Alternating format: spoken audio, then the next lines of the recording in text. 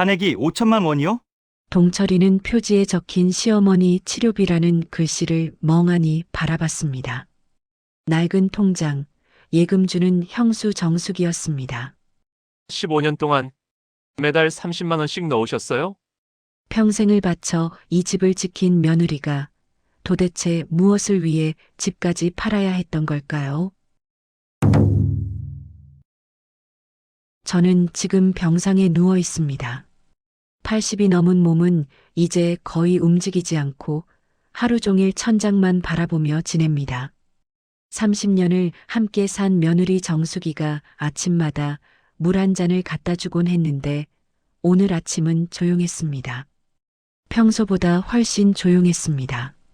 어머니, 물 드세요.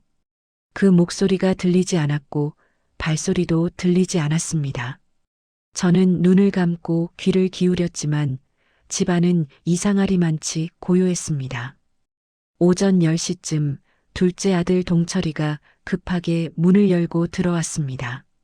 어머니, 형수님 어디 갔는지 아세요? 목소리가 떨리고 있었고 얼굴이 하얗게 질려 있었습니다. 저는 천천히 고개를 저었습니다. 모르는데 아침부터 안 보이더구나. 동철이는 방 안을 휙 둘러보더니 복도로 나가 큰 소리로 외쳤습니다. 동수야, 형수님 짐 다 없어졌어. 방에 옷도 없고 화장대도 텅 비었어. 그 말을 듣는 순간 제 심장이 쿵 하고 내려앉는 것 같았습니다. 현관문이 열리더니 막내 동수가 헐레벌떡 뛰어들어왔고 곧바로 제 방으로 달려왔습니다. 어머니, 형수님이 집 팔았대요. 방금 부동산에서 연락 왔어요. 일주일 전에 계약했다고요. 동수의 목소리는 분노로 떨리고 있었고 두 주먹을 불끈 쥐고 서 있었습니다. 저는 숨을 깊게 들이마셨습니다. 뭐라고? 집을? 네. 집 명의가 형수님 앞으로 돼 있었잖아요. 아무 말도 없이 팔아버렸어요. 동철이가 휴대폰을 들고 허겁지겁 전화를 걸었지만 며느리 정숙이의 전화는 꺼져 있었습니다. 형수님 전화 안 받아. 꺼져 있어. 두 아들은 제 병상 앞에 나란히 서서 서로 얼굴만 바라봤습니다.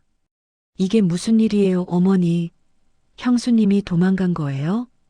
동철이의 목소리에는 믿을 수 없다는 듯한 떨림이 섞여 있었습니다. 저는 천장을 바라보며 눈을 감았습니다. 30년을 한 집에서 살았던 며느리가 아무 말 없이 집을 팔고 사라졌다는 것이 믿기지 않았습니다. 아니, 믿고 싶지 않았습니다. 어머니, 형수님 친정 연락처 아세요?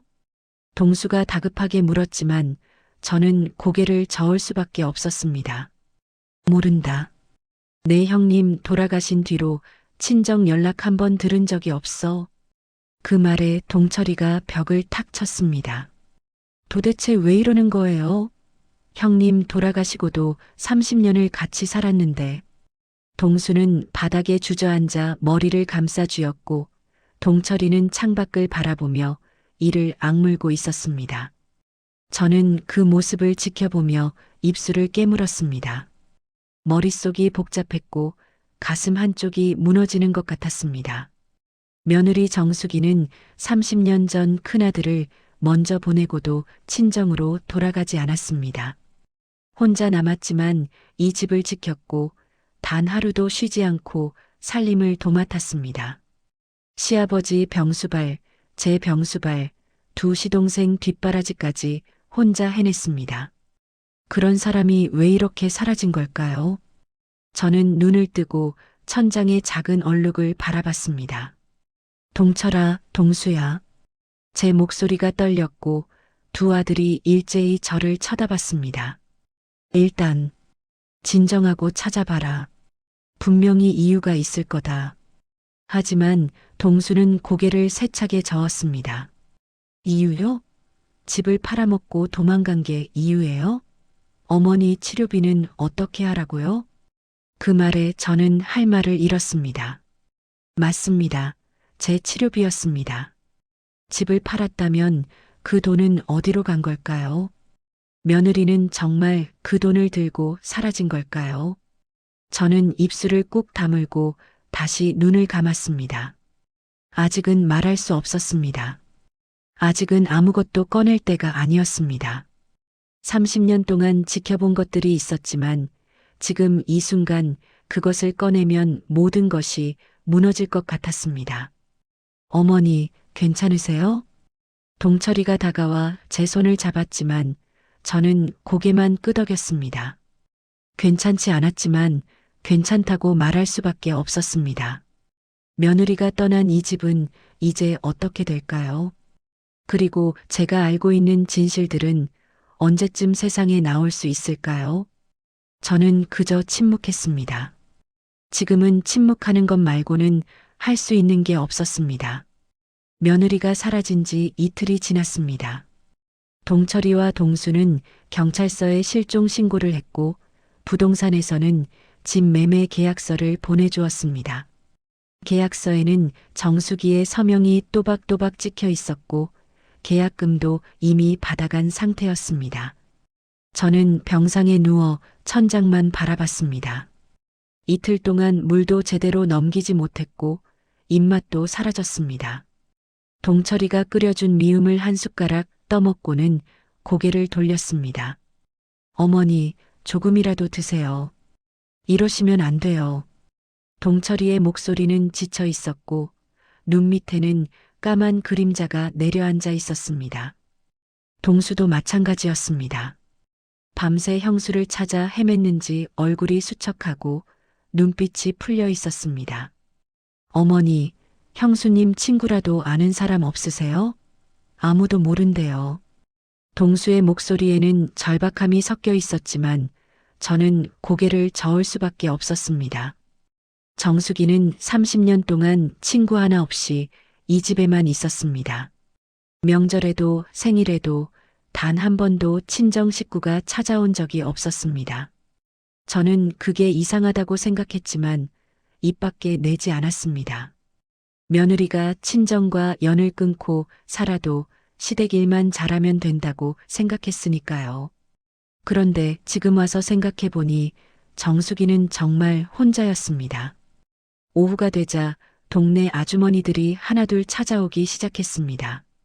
동철아, 형수님이 정말 집 팔고 나갔다며? 그게 사실이야? 동철이는 현관에서 인사를 받으며 고개를 끄덕였습니다. 네. 연락도 안 되고 어디 갔는지 모르겠어요. 그러자 아주머니들의 목소리가 조금씩 커지기 시작했습니다. 어머 세상에. 시어머니 병수발까지 하던 사람이 그럴 줄 누가 알았겠어? 집 명의가 며느리 앞으로 돼 있었나 봐. 그래서 팔아버린 거지. 아이고, 그럼 그 돈은? 어머님 치료비는 어떡하려고? 저는 방 안에 누워 그 소리를 다 들었습니다. 아주머니들의 목소리는 점점 더 커졌고 복도까지 울려 퍼졌습니다. 근데 말이야, 며느리가 30년을 살았으면 정도 들었을 텐데 어떻게 그럴 수가 있어? 돈이 무서운 거지. 집값이 얼만데? 10억은 넘을걸? 에이, 그 정도까지는 아니고 한 7억 정도 아니겠어? 그래도 엄청난 돈이잖아. 그걸 혼자 챙겨서 도망간 거야. 저는 이불을 턱까지 끌어올리고 눈을 감았습니다. 귀를 막고 싶었지만 소리는 계속 들려왔습니다. 근데 정숙이가 원래 그런 사람은 아니었잖아. 얼마나 착하고 성실했는데. 사람 속은 모르는 거야. 겉으로만 착한 척했던 거지. 그러게. 돈 앞에서는 다 똑같아. 동철이가 아주머니들을 돌려보내려고 애쓰는 목소리가 들렸습니다. 감사합니다, 아주머니. 저희가 알아서 할게요. 하지만 아주머니들은 쉽게 돌아가지 않았습니다. 동철아, 어머님께 뭐 필요한 거 없으시대? 우리가 도와줄 수 있으면 도와줘야지. 괜찮습니다. 제가 알아서 할게요. 결국 아주머니들이 돌아가고 집안이 다시 조용해졌습니다. 동철이가 제 방으로 들어와 한숨을 푹 내쉬었습니다. 어머니, 괜찮으세요? 시끄러웠죠? 저는 고개를 끄덕였습니다. 괜찮다. 하지만 괜찮지 않았습니다. 동네 사람들이 정수기를 도둑 취급하는 게 견딜 수 없었습니다. 30년을 묵묵히 이 집을 지켰던 사람을 돈에 눈이 먼 사람으로 몰아가는 게 분했습니다. 저녁이 되자 동수가 들어왔고 동철이와 마주 앉아 한숨만 내쉬었습니다. 형, 동네 사람들 다 알았어.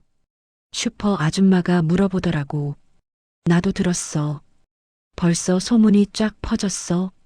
형수님이 돈 들고 도망갔다고 다들 그렇게 말해.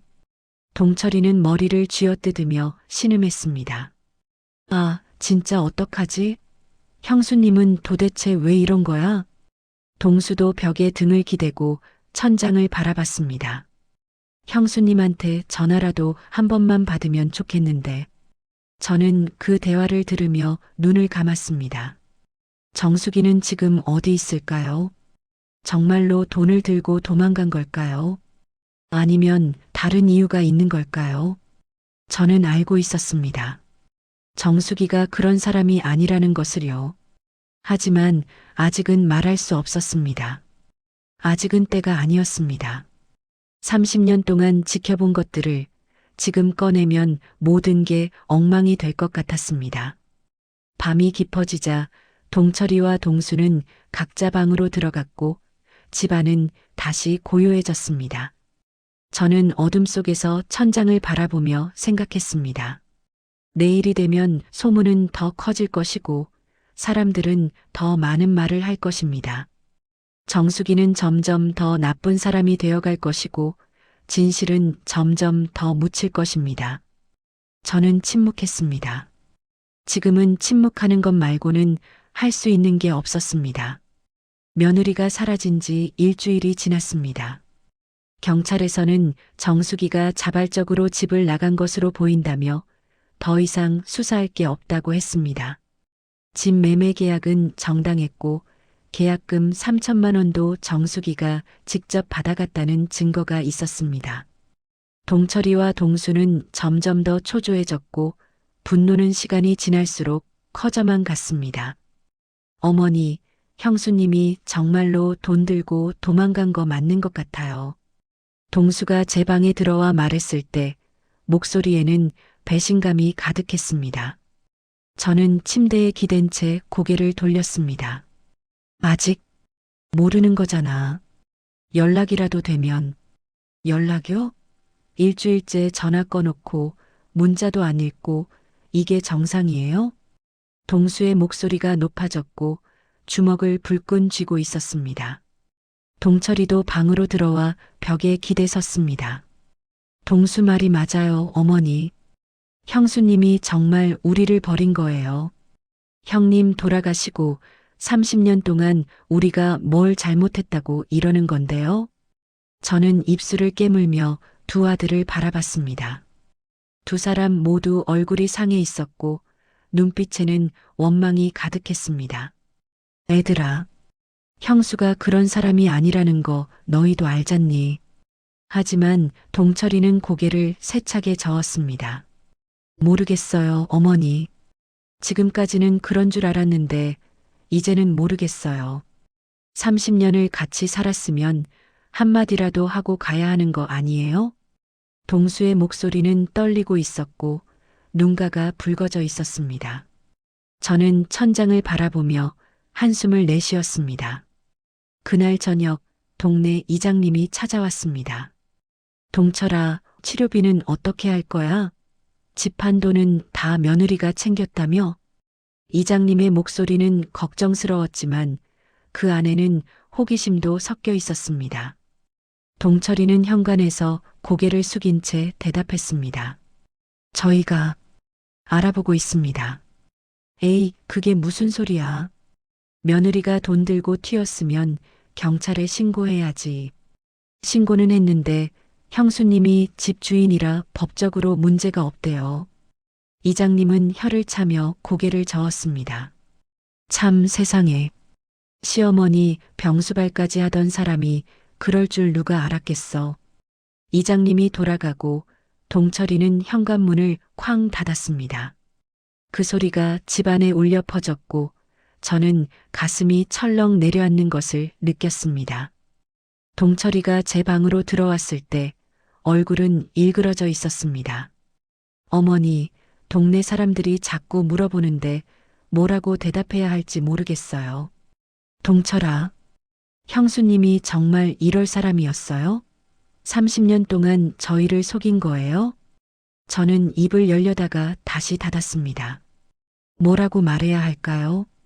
정숙이가 그런 사람이 아니라고, 분명히 이유가 있을 거라고 말해야 할까요? 하지만 증거도 없이 그런 말을 하면 아들들은 저를 믿지 않을 것입니다. 밤이 되자 동철이와 동수는 거실에 마주 앉았습니다. 저는 방문을 살짝 열고 그 모습을 지켜봤습니다. 형, 우리가 형수님한테 뭘 잘못한 게 있어?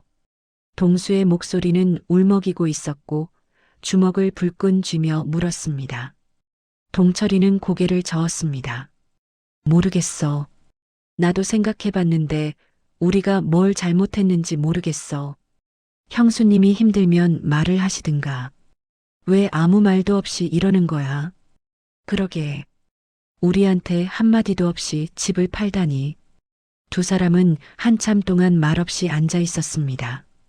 그러다 동수가 주먹으로 탁자를 내리쳤습니다. 형수님, 정말 너무한 거 아니에요? 어머니는 어떡하라고 이러는 거예요? 동철이도 고개를 끄덕이며 한숨을 내쉬었습니다. 맞아.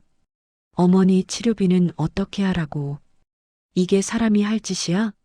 저는 문을 닫고 침대에 누웠습니다.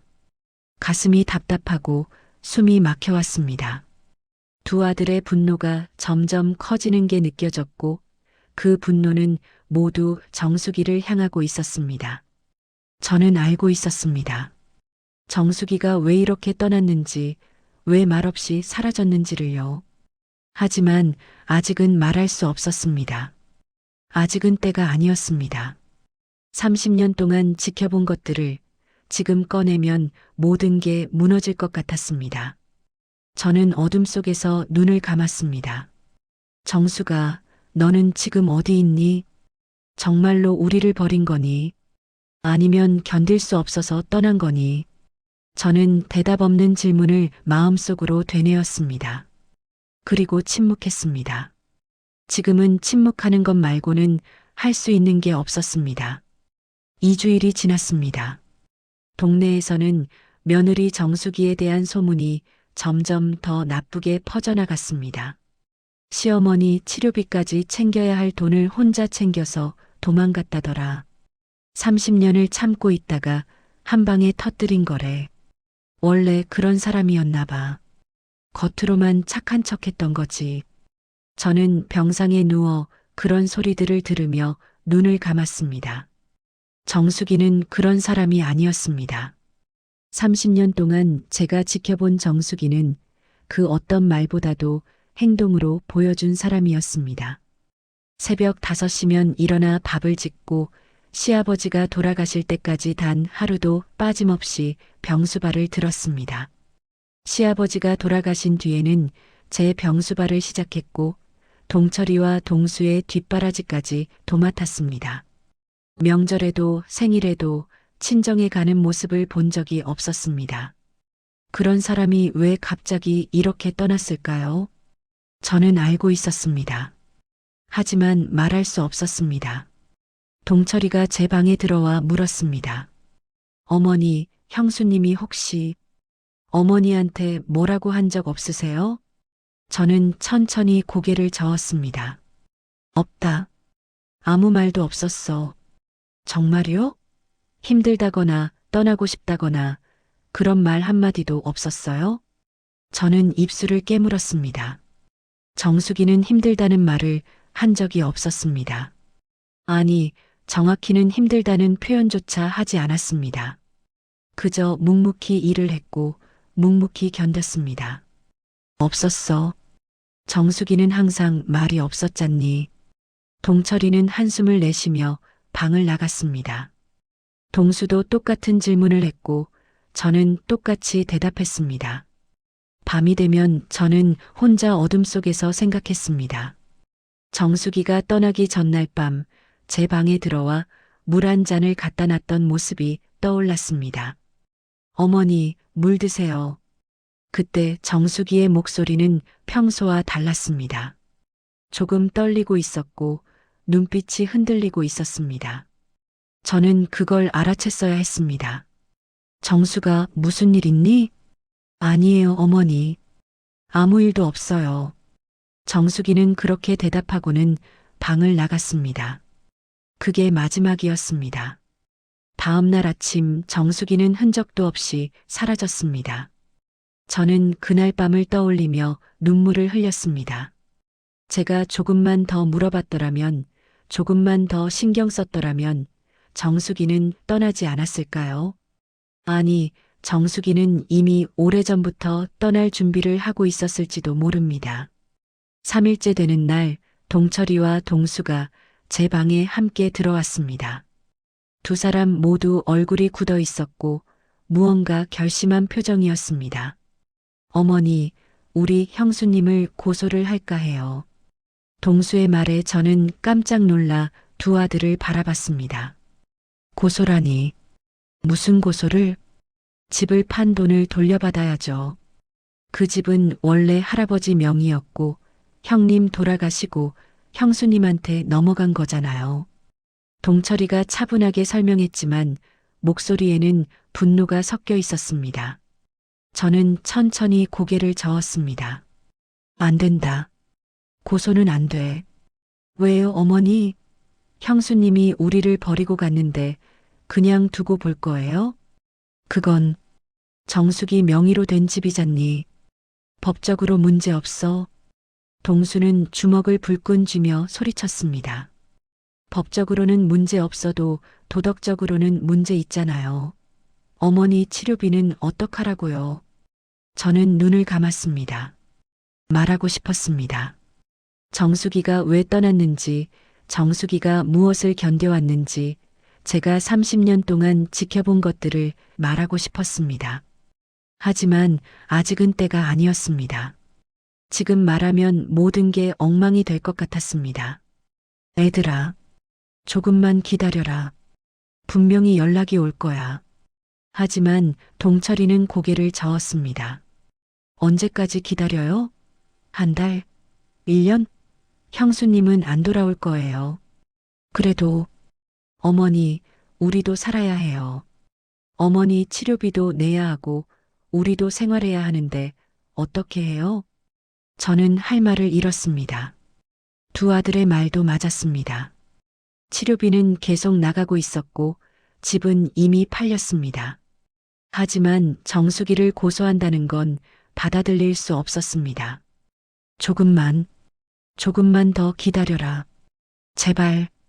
제 목소리는 떨리고 있었고 눈물이 흘러내렸습니다. 동철이와 동수는 서로 얼굴을 마주보더니 한숨을 내쉬었습니다. 알았어요, 어머니. 일주일만 더 기다려 볼게요. 두 아들이 방을 나가고 저는 혼자 남았습니다. 저는 침대 옆 서랍을 열었습니다. 그 안에는 낡은 수첩 한 권이 들어 있었습니다. 정수기가 30년 동안 써온 가계부였습니다. 정수기는 이 가계부를 제게 맡기고 떠났습니다. 어머니, 이거 잘 보관해 주세요. 언젠가 필요할 날이 올 거예요. 정수기의 목소리가 귓가에 맴돌았습니다. 저는 가계부를 꺼내 천천히 펼쳤습니다. 첫 페이지에는 30년 전 날짜가 적혀 있었고 빼곡하게 숫자들이 적혀 있었습니다. 저는 그 숫자들을 바라보며 눈물을 흘렸습니다. 정수가 내가 견뎌온 세월이 여기 다 기록돼 있구나. 이제 곧 이 진실을 세상에 꺼낼 날이 올 것입니다. 하지만 아직은 아닙니다. 조금만 더 기다려야 합니다. 저는 가계부를 다시 서랍에 넣고 눈을 감았습니다. 침묵했습니다. 지금은 침묵하는 것 말고는 할 수 있는 게 없었습니다. 3주째가 되었습니다. 동철이와 동수는 약속한 일주일을 넘겨 조금 더 기다려주고 있었지만 인내심은 바닥을 드러내고 있었습니다. 병원에서는 치료비 납부 독촉 전화가 왔고 동철이는 자기 월급으로 당장 급한 것만 겨우 막아냈습니다. 저는 병상에 누워 천장을 바라보며 생각했습니다. 이제 말해야 할 때가 온 것 같았습니다. 조금씩, 아주 조금씩 진실을 꺼내야 할 때였습니다. 오후 2시쯤 동철이가 제 방에 들어왔습니다. 어머니, 병원에서 또 전화 왔어요.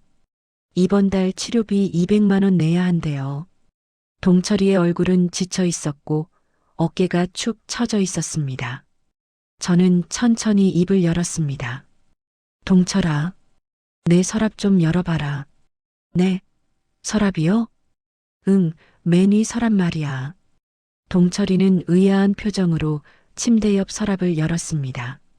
그 안에는 낡은 통장 한 권이 들어 있었습니다. 어머니, 이게 뭐예요? 동철이가 통장을 꺼내 펼쳤고 눈이 커졌습니다. 잔액이 500만 원이요? 그래. 그걸로 이번 달 치료비 내거라. 동철이는 통장을 들고 저를 바라봤습니다. 어머니, 이 통장은 어떻게 있는 거예요? 형수님이 모르는 거예요? 저는 고개를 끄덕였습니다. 정수기가 모르게 따로 모아둔 거야. 너희 아버지 돌아가시기 전에 만든 거고. 동철이는 통장을 한참 들여다보다가 조심스럽게 물었습니다. 그럼 형수님이 집한 돈 말고 어머니 돈이 따로 있었던 거예요? 그렇지. 많지는 않지만 당분간 치료비는 낼 수 있을 거야. 동철이는 안도의 한숨을 내쉬었습니다. 정말 다행이에요, 어머니. 저 어떡하나 했어요. 하지만 곧 동철이의 표정이 굳어졌습니다. 그런데 어머니, 형수님은 이 통장 존재를 몰랐던 거죠? 그럼 형수님은 어머니 치료비가 없다고 생각하고 집을 판 건가요? 저는 눈을 감았습니다. 그 질문이 나올 줄 알았습니다. 아니야. 정수기는 알고 있었어. 네, 알고 있었다고요? 정수기한테 말했어. 내가 따로 모아둔 돈이 있으니 걱정하지 말라고.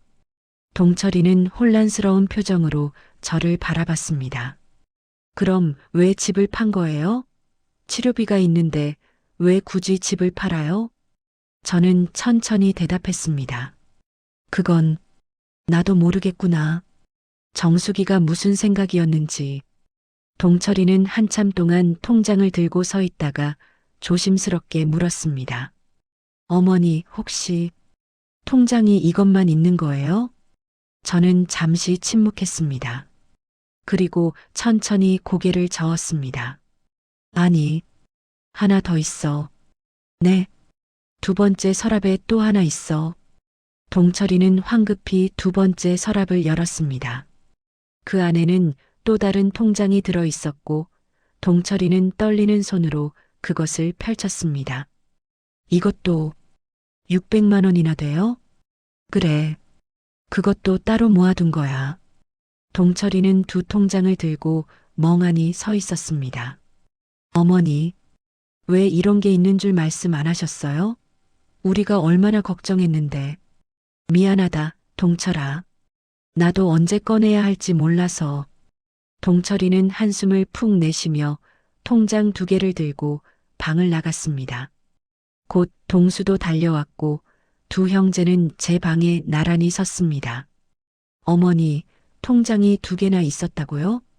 동수의 목소리에는 안도감과 동시에 의아함이 섞여 있었습니다. 그래, 너희 아버지랑 내가 평생 모은 거야. 그럼 우리 걱정할 필요 없었던 거잖아요. 왜 진작 말씀 안 하셨어요? 저는 눈을 감았습니다. 말하고 싶었습니다. 사실 통장은 두 개가 아니라 세 개라고, 그리고 그 세 개의 통장에 담긴 이야기를 들으면 너희는 충격받을 거라고. 하지만 아직은 아니었습니다. 세 번째 통장은 아직 보여줄 때가 아니었습니다. 미안하다, 애들아. 어머니가 정신이 없어서. 동철이와 동수는 서로 얼굴을 마주보며 안도의 한숨을 내쉬었습니다. 그래도 다행이에요, 어머니. 이제 당분간은 치료비 걱정 안 해도 되겠네요. 형수님 일은 어떻게 할 거예요? 동수의 질문에 저는 천천히 대답했습니다. 조금 더 기다려보자. 정숙이한테도 분명 사정이 있을 거야. 두 아들은 고개를 끄덕이고 방을 나갔습니다. 저는 혼자 남아 세 번째 서랍을 바라봤습니다. 그 안에는 마지막 통장이 들어 있었습니다. 가장 중요한 통장이었습니다. 정숙이가 30년 동안 혼자 감당해온 모든 것이 기록된 통장이었습니다. 저는 서랍을 열지 않았습니다. 아직은 때가 아니었습니다. 조금 더 기다려야 했습니다. 동철이와 동수가 마음의 준비를 할 때까지 조금 더 기다려야 했습니다. 저는 눈을 감고 천장을 바라봤습니다. 정수가 조금만 더 기다려다오. 곧 내 이야기를 세상에 꺼낼 테니, 곧 진실이 밝혀질 테니. 저는 침묵했습니다. 하지만 이제 침묵의 끝이 보이기 시작했습니다. 한 달이 지났습니다. 통장 2개를 꺼낸 뒤로 동철이와 동수는 조금 안정을 찾았고 저는 치료를 계속 받을 수 있었습니다. 하지만 새로운 문제가 생겼습니다. 부동산에서 전화가 왔습니다. 어머님, 집장금이 다음 달 말에 들어옵니다. 그러면 2달 안에 이사 나가셔야 해요. 동철이가 전화를 끊고 제 방에 들어왔을 때 얼굴이 창백했습니다. 어머니, 2달 후면 이사 나가야 한대요. 저는 천천히 고개를 끄덕였습니다. 그래, 알고 있었어. 어디로 가야 할지 생각해 보셨어요? 어머니 몸 상태로는 병원 가까운 데로 가야 하는데. 동수도 방에 들어와 벽에 기댔습니다. 형, 우리 형수님 연락 안 되면 어떡해요? 진짜 2달 안에 집 구해야 하는데. 알아, 나도 알아. 근데 어머니 모실 만한 집이 얼마나 비싼데. 두 아들의 목소리는 점점 절박해지고 있었습니다. 저는 눈을 감았습니다. 이제 말해야 할 때가 온 것 같았습니다. 조금 더 진실을 꺼내야 할 때였습니다. 동철아, 동수야. 이리 와봐라. 두 아들이 제 침대 옆에 섰습니다. 저는 천천히 손을 뻗어 침대 옆 서랍을 가리켰습니다. 맨 아래 서랍. 열어봐라. 동철이가 조심스럽게 맨 아래 서랍을 열었습니다. 그 안에는 낡은 수첩 한 권이 들어 있었습니다. 어머니, 이게 뭐예요? 정숙이가 30년 동안 써온 가계부야. 동철이는 수첩을 꺼내 펼쳤습니다. 첫 페이지에는 30년 전 날짜가 적혀 있었고 빼곡하게 숫자들이 적혀 있었습니다. 1996년 3월. 시댁빚 갚음 200만 원. 동철이가 읽는 소리에 동수도 다가와 수첩을 들여다봤습니다. 1997년 5월. 시아버지 치료비 300만 원. 1998년 9월. 큰집 전세 자금 500만 원. 두 아들은 한 장 한 장 넘기며 읽어내려갔습니다. 얼굴이 점점 하얗게 변해갔습니다. 어머니, 이게 다 형수님이 낸 거예요? 저는 천천히 고개를 끄덕였습니다. 그래, 형수가 혼자 다 감당했어. 동수는 수첩을 들고 손이 떨리고 있었습니다. 2000년 6월. 동철이 대학 등록금 400만 원. 2003년 12월. 동수 결혼 자금 600만 원. 동철이는 주저앉으며 수첩을 바닥에 떨어뜨렸습니다. 이게 무슨 소리예요? 저 대학 등록금은 아버지가 내신 거라고 들었는데. 저는 눈을 감았습니다. 아니야. 내 아버지는 그때 이미 병원에 계셨어. 형수가 다 낸 거야. 그럼 제 결혼 자금도요? 형수님이 내신 거예요? 동수의 목소리는 떨리고 있었습니다. 그래. 형수가 친정에서 가져온 돈까지 다 보탰어. 동철이는 수첩을 다시 집어들고 페이지를 넘겼습니다. 2010년 3월 시댁 카드빚 대납 800만 원. 2015년 7월 동수 사업자금 1000만 원. 2020년 4월 어머니 수술비 900만 원. 수첩에는 끝없이 숫자들이 이어졌습니다. 30년 동안 정수기가 홀로 감당해온 모든 것들이 기록돼 있었습니다. 동수는 벽에 등을 기대고 주저앉았습니다. 형수님이 이 모든 걸 혼자 하신 거예요? 한 달에 얼마씩 벌어서 이렇게 낸 거예요? 이건 엄청난 돈인데. 저는 천천히 입을 열었습니다. 정수기는 새벽마다 일어나서 식당 일을 했어. 나랑 내 아버지는 몰랐지. 우리가 자는 동안 나가서 일하고 우리가 일어나기 전에 돌아왔거든. 그리고 오후에는 집안일하고 저녁에는 또 청소 일을 나갔어. 30년 동안 단 하루도 쉬지 않았어. 동철이는 수첩을 꽉 쥐고 눈물을 흘렸습니다. 왜 말씀 안 하셨어요? 우리한테 왜 말을 안 하신 거예요? 말해봤자 소용없다고 생각했나 봐.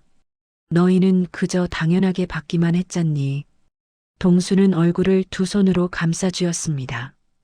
형수님, 저희가 형수님한테 뭐라고 했는지 아세요? 도둑이라고, 배신자라고. 저는 눈물을 흘리며 천장을 바라봤습니다. 정수기는 도둑이 아니야. 30년 동안 이 집을 지킨 사람이야. 동철이가 수첩을 펼치며 떨리는 목소리로 물었습니다. 어머니, 그럼 형수님이 집을 판 건 우리 때문인가요? 저는 고개를 끄덕였습니다. 집을 팔아야 할 이유가 있었을 거야. 정수기가 아무 이유 없이 그런 선택을 했겠니? 그런데 왜 말 한마디 없이 떠난 거예요? 저는 눈을 감았습니다. 아직 말할 수 없는 게 있었습니다. 세 번째 통장, 그리고 정수기가 남긴 편지. 하지만 지금은 아직 때가 아니었습니다. 조금 더 기다려라. 곧 알게 될 거야. 동철이와 동수는 수첩을 들고 한참을 말없이 앉아 있었습니다. 밤이 깊어지자 두 아들은 각자 방으로 들어갔고 저는 혼자 남았습니다. 창밖을 보니 달이 떠 있었습니다. 정수가, 너는 지금 이 달을 보고 있니? 2달 후면 이 집을 떠나야 해. 내가 30년 동안 지켜온 이 집을 떠나야 해. 하지만 내가 남긴 진실은 이제 하나씩 세상에 나오고 있어. 조금만 더 기다려다오. 곧 모든 게 밝혀질 테니. 저는 눈을 감았습니다. 침묵했지만 이제 침묵의 끝이 가까워지고 있었습니다. 가계부를 본 다음 날 동철이와 동수는 제 방에 찾아왔습니다. 두 사람 모두 밤새 잠을 못 잔 것 같았고 눈이 충혈돼 있었습니다. 어머니, 가계부를 다시 봤는데요. 동철이가 수첩을 펼치며 떨리는 목소리로 말했습니다. 여기 1996년부터 2005년까지 매달 100만 원씩 갚은 기록이 있어요. 저는 천천히 고개를 끄덕였습니다. 그래, 시댁 빚이었어. 시댁 빚이요? 그게 얼마나 됐는데요? 동수가 다급하게 물었습니다. 저는 눈을 감았습니다. 너희 할아버지가 사업하시다가 실패하셨어. 빚이 1억 2천만 원이었지. 두 아들은 입을 다물지 못했습니다. 1억 2천만 원이요? 그 돈을 형수님이 다 갚으신 거예요? 그래. 형수가 10년 동안 매달 100만 원씩 갚았어. 동철이는 수첩을 꽉 쥐고 바닥에 주저앉았습니다. 어떻게 그렇게 큰 돈을 혼자 갚아요? 저희는 아무것도 몰랐는데. 저는 천천히 말을 이어갔습니다. 할아버지가 돌아가시기 전에 형수한테 부탁하셨어. 이 빚 때문에 너희 아버지가 고생할까봐. 그래서 형수는 아무 말 없이 10년 동안 혼자 갚았어. 새벽 4시에 일어나서 식당 일하고 저녁에는 청소일 나가고. 동수는 벽에 머리를 기댄 채 눈물을 흘렸습니다. 우리는 그것도 모르고 형수님한테 뭐라고 했어요. 동철이가 수첩을 다시 펼쳤습니다. 어머니, 여기 2006년부터는 또 다른 빚 기록이 있어요. 매달 50만 원씩. 저는 한숨을 내쉬었습니다. 그건 내 아버지 병원비 때문에 생긴 카드빚이야. 아버지 치료비요? 그래. 내 아버지가 쓰러지시고 나서 치료비가 많이 들었어. 형수가 카드로 긁어서 내다가 빚이 생긴 거지. 얼마나 됐어요? 3천만 원 정도 됐어. 그것도 형수가 5년 동안 다 갚았어. 동철이는 수첩을 바닥에 내려놓고 얼굴을 두 손으로 감쌌습니다. 저희는 그것도 모르고 편하게 살았네요. 동수가 조심스럽게 물었습니다. 어머니, 그럼 형수님은 30년 동안 계속 빚만 갚으신 거예요? 저는 고개를 저었습니다. 아니야. 빚만 갚은 게 아니라 너희 뒷바라지도 다 했지. 너희 학비, 생활비, 결혼자금. 전부 형수가 벌어서 됐어. 동철이가 떨리는 손으로 수첩을 다시 집어들었습니다. 어머니, 여기 2010년에 또 800만 원 카드빚 대납이라고 적혀 있는데 이건 뭐예요? 저는 입술을 깨물었습니다. 그건 내가 쓴 카드야. 제가요? 너 그때 회사 들어가고 나서 차 사고, 옷 사고, 여행 다니면서 카드 많이 썼잖니. 갚지 못하고 연체되니까 형수가 대신 갚아준 거야. 동철이는 얼굴이 새하얗게 질렸습니다. 저는 아버지가 갚아주신 줄 알았어요. 내 아버지는 그때 이미 병원에 계셨어. 형수가 몰래 갚아준 거야. 동수도 수첩을 들여다보다가 멈췄습니다. 형, 여기 제 이름도 있어요. 2015년 사업자금 1,000만 원. 그래. 내가 사업 시작한다고 했을 때 형수가 준 거야. 형수님이요? 저는 어머니가 주신 줄 알았는데. 저는 쓸쓸하게 웃었습니다. 나한테 무슨 돈이 있겠니? 전부 형수가 번 돈이야. 동수는 바닥에 주저앉아 흐느꼈습니다. 형수님, 죄송해요. 정말 죄송해요. 동철이도 눈물을 흘리며 수첩을 펼쳤습니다. 어머니, 그럼 형수님은 30년 동안 본인 돈은 하나도 안 쓰신 거예요? 저는 고개를 끄덕였습니다. 옷도 안 사 입고 화장품도 안 사고 친구 만나는 것도 없었어. 오로지 이 집을 위해서만 살았어. 그런데 우리는 그게 당연한 줄 알았어요. 동철이의 목소리는 떨리고 있었습니다. 저는 천장을 바라보며 말했습니다. 형수는 30년 동안 이 집의 빚을 전부 갚았어. 할아버지 사업빚, 아버지 치료비 빚, 너희가 쓴 카드빚까지 전부. 그리고 너희 학비, 생활비, 결혼 자금, 사업 자금까지 다 됐어. 그런데 너희는 형수한테 뭐라고 했니? 도둑이라고 배신자라고 했잖니. 두 아들은 대답하지 못하고 고개를 숙였습니다. 저는 눈물을 흘리며 계속 말했습니다. 형수는 도둑이 아니야. 30년 동안 이 집을 혼자 떠받친 사람이야. 밤이 깊어지자 동철이와 동수는 방을 나갔습니다. 저는 혼자 남아 창밖을 바라봤습니다. 2달 후면 이 집을 떠나야 합니다. 정숙이가 30년 동안 지켜온 이 집을 떠나야 합니다. 하지만 정숙이가 남긴 진실은 이제 조금씩 세상에 나오고 있습니다. 가계부에 적힌 숫자들이 정숙이가 견뎌온 세월을 말해주고 있습니다. 정숙아, 내가 갚은 건 빚만이 아니었어. 내가 지킨 건 이 집만이 아니었어. 내가 30년 동안 혼자 견딘 그 무게를 이제 모두가 알게 될 거야. 조금만 더 기다려다오. 곧 모든 진실이 밝혀질 테니. 저는 눈을 감았습니다. 침묵했지만 이제 침묵이 깨지고 있었습니다. 이틀 후 동철이가 제 방에 들어왔을 때 손에 또 다른 수첩을 들고 있었습니다. 어머니, 가계부가 하나 더 있었어요. 저는 천천히 고개를 들었습니다.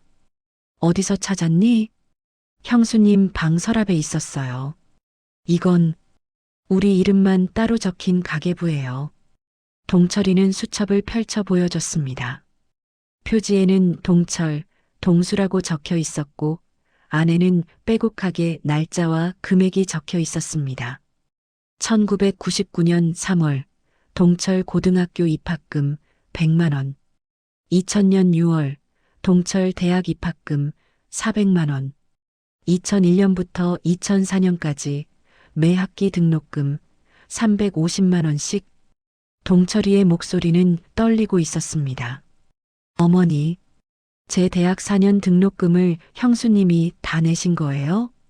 저는 고개를 끄덕였습니다. 그래, 내 아버지가 병원에 계셨으니까. 동수도 방에 들어와 수첩을 들여다봤습니다. 형, 여기 제 이름도 있어요. 2002년 3월 동수 고등학교 입학금 100만 원.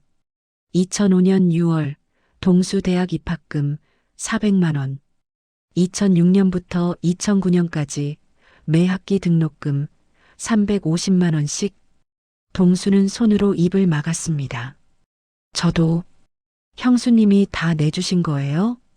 저는 천천히 대답했습니다. 그래, 형수가 너희 둘 학비를 전부 댔어. 동철이가 페이지를 넘겼습니다. 2004년 12월 동철 운전면허 50만 원. 2005년 8월 동철 해외여행 경비 200만 원. 2007년 3월 동철 자동차 구입 보조금 500만 원. 동철이는 수첩을 꽉 쥐고 눈을 감았습니다. 제가 대학 졸업하고 친구들이랑 유럽 여행 갔을 때 형수님이 돈 주셨던 거예요? 그래, 내가 가고 싶다고 했잖니. 형수가 몇 달 더 일해서 모아줬어. 차도요? 제가 첫 직장 다닐 때 산 중고차도요? 형수가 500만 원 보태줬어. 내가 출퇴근하기 편하라고. 동철이는 벽에 머리를 기대고 눈물을 흘렸습니다. 동수가 떨리는 손으로 계속 읽었습니다. 2009년 2월 동수 취업 정장 구입 80만 원. 2010년 7월 동수 전세자금 보조 2천만 원. 2013년 11월 동수 결혼 비용 600만 원. 동수는 바닥에 주저앉았습니다. 제 전세금요? 형수님이 2천만 원이나 보태주신 거예요? 저는 한숨을 내쉬었습니다. 내가 결혼한다고 했을 때 돈이 모자라다고 했잖니. 형수가 몰래 통장에 넣어줬어. 저는 어머니가 주신 줄 알았어요. 나한테 그런 돈이 어디 있겠니? 전부 형수가 번 거야. 동철이가 마지막 페이지를 펼쳤습니다. 2015년 4월 동수 사업자금 1,000만 원. 2018년 9월 동철 집 구입 보조금 3천만 원. 2022년 3월 동수 사업 추가 자금 500만 원. 동철이는 수첩을 바닥에 내려놓고 얼굴을 두 손으로 감쌌습니다. 제 집 살 때 형수님이 3천만 원이나 보태주셨어요? 그래. 내가 집값이 모자라서 고민한다고 했을 때 형수가 조용히 통장에 넣어줬어. 왜 말씀 안 하셨어요? 저는 제 돈으로 산 줄 알았는데. 저는 쓸쓸하게 웃었습니다. 형수는 말하지 않았어. 너희가 부담 가질까봐. 동수가 수첩을 다시 집어들고 한 장 한 장 넘기며 계산했습니다. 형, 이거 다 합치면 얼마나 돼? 동철 형 대학 등록금만 1,400만 원, 차량 500, 해외여행 200, 집 구입 3,000. 저는 대학 등록금 1,400, 전세자금 2,000, 결혼비용 600, 사업자금 1,500. 두 사람은 서로 얼굴을 마주 봤습니다. 형수님이 우리한테 쓴 돈만 1억이 넘어요. 저는 고개를 끄덕였습니다. 그래. 형수가 30년 동안 너희한테 쓴 돈이 그 정도야. 거기에 시댁빚 1억 2천, 아버지 치료비 3천, 다 합치면. 동철이는 계산을 멈추고 고개를 떨궜습니다. 2억 5천만 원이 넘어요. 방안이 조용해졌습니다. 저는 천장을 바라보며 말했습니다. 형수는 30년 동안 혼자 벌어서 2억 5천만 원이 넘는 돈을 이 집에 쏟아부었어. 그런데 너희는 그게 다 당연한 줄 알았지. 고맙다는 말 한마디 없이 받기만 했어. 동수는 흐느끼며 말했습니다. 형수님, 죄송합니다. 정말 죄송합니다. 동철이도 눈물을 흘리며 수첩을 꽉 껴안았습니다. 어머니, 형수님은 왜 이렇게까지 하신 거예요? 왜 혼자 이 모든 걸 감당하신 거예요? 저는 눈을 감았습니다.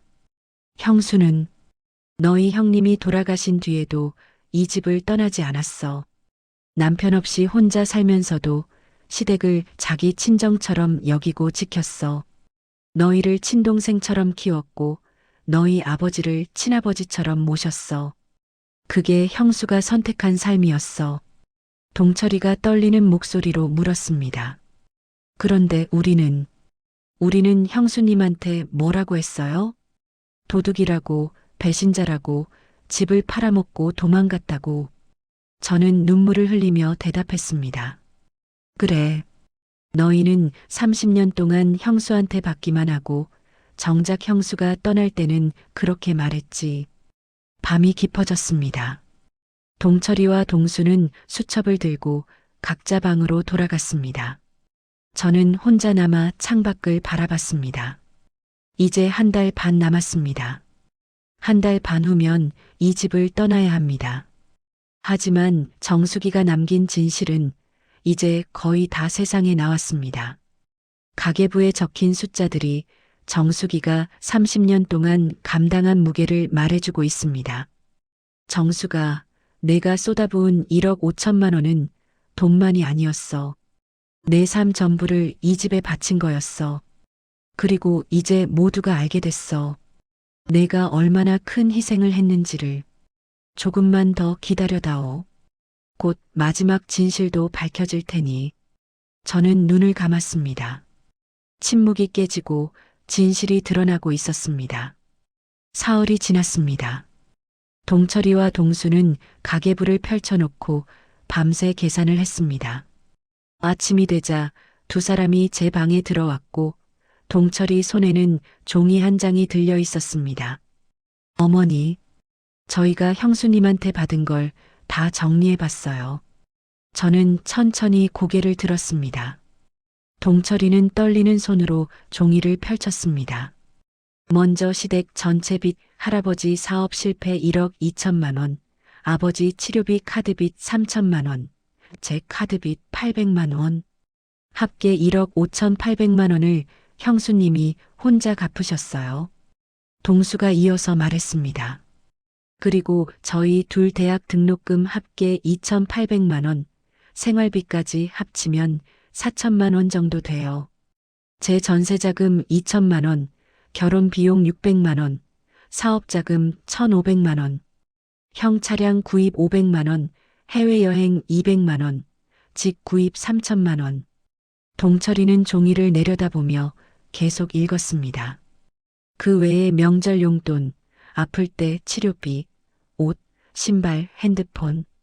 다 합치면 동철이의 목소리가 떨렸습니다. 총 2억 7천만 원이 넘어요. 저는 눈을 감았습니다. 그래. 형수가 30년 동안 번 돈이 거의 다 이 집에 들어간 거야. 동수는 종이를 들고 손이 떨렸습니다. 어머니, 형수님은 본인한테는 돈을 얼마나 쓰셨어요? 저는 쓸쓸하게 웃었습니다. 옷은 10년에 한두 벌 사 입었고 화장품은 마트에서 파는 제일 싼 거 썼어. 친구 만나는 것도 없었고 여행 한 번 안 갔어. 외식도 안 하고 취미도 없었어. 동철이가 고개를 들었습니다. 그럼 형수님은 30년 동안 본인을 위해 쓴 돈이 거의 없다는 거예요? 그래. 형수가 번 돈은 전부 이 집과 너희한테 갔어. 동수는 벽에 기대서서 눈물을 흘렸습니다. 우리는 우리는 그걸 다 당연하게 받았어요. 동철이도 고개를 숙였습니다. 고맙다는 말 한마디 제대로 안 했어요. 그냥 당연한 줄 알았어요. 그때 초인종이 울렸습니다. 동철이가 나가보니 동네 이장님이었습니다. 동철아, 어머님 좀 뵙고 싶은데. 이장님이 제 방에 들어왔고 조심스럽게 말을 꺼냈습니다. 동철이한테 들었어. 며느리가 30년 동안 엄청난 돈을 이 집에 썼다며? 저는 천천히 고개를 끄덕였습니다. 그래요. 2억 7천만 원이 넘어요. 이장님은 한참 동안 말이 없었습니다. 우리가 며느리를 오해한 거였구만. 동네 사람들한테 도둑이라고 배신자라고 말하고 다녔는데 저는 눈을 감았습니다. 이장님도 모르셨을 거예요. 저도 다는 몰랐으니까요. 이장님은 한숨을 푹 내쉬었습니다. 그래도 며느리 입장에서는 얼마나 억울했겠어. 30년 동안 그렇게 살았는데 도둑 소리를 들었으니. 이장님이 돌아가고 오후가 되자 동네 아주머니들이 찾아왔습니다. 동철아, 우리가 형수한테 미안한 말 많이 했구나. 이장님한테 들었어. 며느리가 이 집을 위해 엄청난 희생을 했다며? 동철이는 고개를 끄덕였습니다. 네. 저희가 다 잘못 알고 있었어요. 아주머니들은 서로 얼굴을 마주보며 한숨을 내쉬었습니다. 우리도 미안하다. 며느리 뒷담화 많이 했거든. 그 사람 정말 착하고 성실했는데 우리가 오해했어. 저는 방 안에 누워 그 소리를 들었습니다. 이제 동네 사람들도 알기 시작했습니다. 정수기가 어떤 사람이었는지를. 밤이 되자 동철이와 동수가 다시 제 방에 들어왔습니다. 어머니, 저희 형수님을 찾아야 해요. 동철이의 목소리는 절박했습니다. 사과해야 해요. 저희가 얼마나 잘못했는지 형수님께 말씀드려야 해요. 동수도 눈물을 흘리며 말했습니다. 형수님 연락처 아시는 거 없으세요? 제발 좀 찾아주세요. 저는 천천히 고개를 저었습니다. 모른다. 정수기가 어디 갔는지 나도 몰라. 그럼 어떡해요? 이사까지 한 달 반밖에 안 남았는데. 저는 눈을 감았습니다. 아직 말할 수 없었습니다. 세 번째 통장, 그리고 정수기가 남긴 편지. 그것들은 아직 꺼낼 때가 아니었습니다. 조금만 더 기다려라. 때가 되면 알게 될 거야. 동철이가 절박하게 물었습니다. 어머니, 형수님이 집을 판 이유를 아세요? 왜 하필 지금 집을 팔고 떠난 거예요? 저는 천장을 바라보며 대답했습니다. 그건 곧 알게 될 거야. 언제요? 이사 전에 알 수 있어요? 응. 곧. 두 아들은 더 이상 묻지 못하고 방을 나갔습니다. 저는 혼자 남아 서랍을 바라봤습니다. 세 번째 서랍에는 마지막 통장이 들어 있었습니다. 그리고 그 통장 옆에는 정수기가 남긴 편지가 있었습니다. 정수가, 이제 거의 다 왔어. 너의 진실이 거의 다 세상에 나왔어. 이제 마지막 한 걸음만 남았어. 조금만 더 기다려다오. 곧 모든 게 밝혀질 테니. 저는 눈을 감았습니다. 침묵이 끝나가고 있었습니다. 진실이 완전히 드러날 날이 다가오고 있었습니다. 일주일이 지났습니다. 동철이와 동수는 매일 제 방에 와서 정수기의 이야기를 물었습니다. 어머니, 형수님은 새벽마다 몇 시에 일어나셨어요? 4시 반. 매일 4시 반이면 일어나서 밥을 짓고 식당으로 갔어. 그럼 몇 시에 집에 돌아오셨어요? 아침 8시쯤 돌아와서 우리 아침 차려주고 집안일하고 오후 2시쯤 또 나갔어. 동철이는 눈을 감았습니다. 우리가 아침 먹을 때 형수님은 이미 4시간을 일하고 오신 거였네요. 저는 고개를 끄덕였습니다. 그래. 너희는 잠자는 동안 형수는 식당에서 설거지하고 청소하고 손님 받고 있었어. 동수가 떨리는 목소리로 물었습니다. 저녁에도 나가셨다고 하셨죠? 응. 저녁 7시부터 11시까지 건물 청소 일을 했어. 너희가 TV 보고 쉴 때. 그럼 형수님은 하루에 몇 시간이나 주무신 거예요? 저는 한숨을 내쉬었습니다. 많아야 5시간. 어떤 날은 3시간밖에 못 잤어. 동철이는 벽에 머리를 기대고 눈물을 흘렸습니다. 30년 동안, 30년 동안 그렇게 사셨어요? 그래. 단 하루도 쉬지 않았어. 명절에도 아파도 일을 나갔어. 동수가 손으로 얼굴을 감쌌습니다. 우리는 그것도 모르고 형수님한테 이것저것 사달라고 했어요. 여행 가고 싶다고, 차 사고 싶다고, 집 사고 싶다고. 저는 천장을 바라보며 말했습니다. 형수는 한 번도 싫다는 말 안 했어. 그냥 웃으면서 알았다고 했지. 그리고 몇 달 더 일해서 돈을 모아줬어. 동철이가 떨리는 손으로 물었습니다. 어머니, 형수님은 힘들다는 말 한 번도 안 하셨어요? 저는 눈을 감았습니다. 한참을 침묵하다가 천천히 입을 열었습니다. 딱 한 번 있었어. 언제요? 15년쯤 됐을 거야. 형수가 감기 걸려서 열이 40도까지 올랐는데도 일을 나가려고 했어. 내가 말렸지. 오늘은 쉬라고. 그때 형수가, 저는 눈물을 흘리며 계속 말했습니다. 형수가 그러더라. 어머니, 저 쉬면 돈이 안 들어와요. 동철이 등록금 내야 하는데 어떡해요. 그리고 그대로 일 나갔어. 열이 40도인데도. 동철이는 바닥에 주저앉아 흐느꼈습니다. 제 등록금 때문에. 저는 눈을 뜨고 동철이를 바라봤습니다. 형수는 내가 학교 그만두는 걸 제일 두려워했어. 내가 돈 때문에 공부를 포기할까봐 밤낮 없이 일했어. 동수도 눈물을 흘리며 말했습니다. 저도요? 저도 형수님이 그렇게 생각하셨어요? 그래. 너도 마찬가지야. 형수는 너희 둘이 대학 졸업하는 게 꿈이었어. 그래서 30년 동안 하루도 쉬지 않고 일한 거야. 방 안이 조용해졌습니다. 한참 후에 동철이가 고개를 들었습니다. 어머니, 형수님은 왜 우리한테 말씀 안 하신 거예요? 왜 혼자 그 모든 걸 감당하신 거예요? 저는 천천히 대답했습니다. 형수는 너희가 부담 갖는 걸 원하지 않았어. 너희가 편하게 학교 다니고, 편하게 취업하고, 편하게 결혼하기를 바랐어.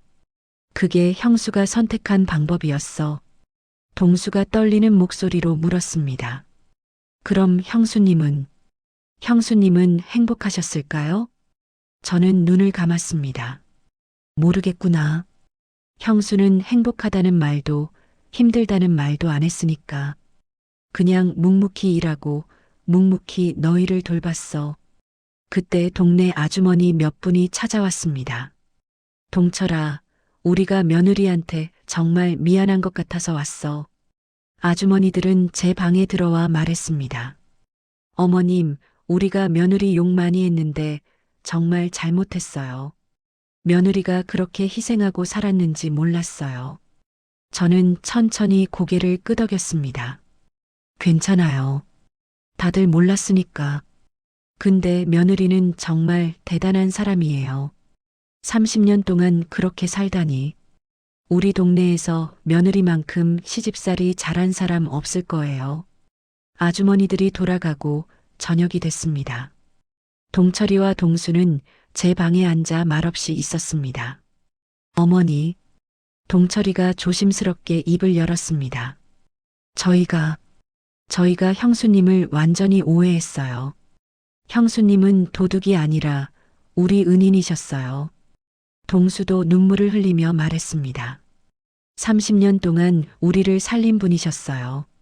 그런데 우리는 형수님이 떠날 때 뭐라고 했어요. 저는 두 아들을 바라보며 말했습니다.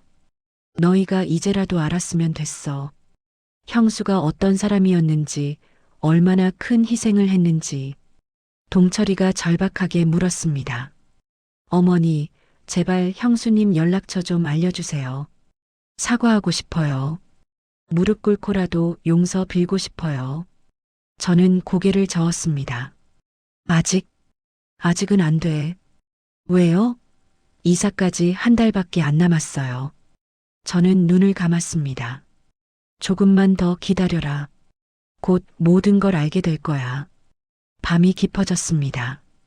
두 아들은 각자 방으로 돌아갔고 저는 혼자 남았습니다. 저는 세 번째 서랍을 바라봤습니다. 이제 거의 다 왔습니다. 정수기의 진실이 거의 다 세상에 나왔습니다. 동네 사람들도 아들들도 이제 알았습니다. 정수기가 얼마나 큰 희생을 했는지를. 정수가 이제 마지막만 남았어. 세 번째 통장과 내가 남긴 편지. 그것만 꺼내면 모든 게 끝나. 조금만 더 기다려다오. 정말 곧 끝날 테니. 저는 눈을 감았습니다. 침묵이 끝나가고 있었습니다. 진실이 완전히 드러날 순간이 다가오고 있었습니다. 세 번째 통장 공개. 이틀 후 저는 결심했습니다. 이제 마지막 진실을 꺼낼 때가 왔다고. 동철아, 동수야. 이리 와봐라. 두 아들이 제 방에 들어왔고 저는 천천히 손을 뻗어 세 번째 서랍을 가리켰습니다. 이제 마지막 남은 걸 보여줄게. 동철이가 조심스럽게 세 번째 서랍을 열었습니다. 그 안에는 낡은 통장 한 권과 봉투 하나가 들어 있었습니다. 어머니, 이게 뭐예요? 통장. 세 번째 통장이야. 동철이는 떨리는 손으로 통장을 꺼내 펼쳤습니다.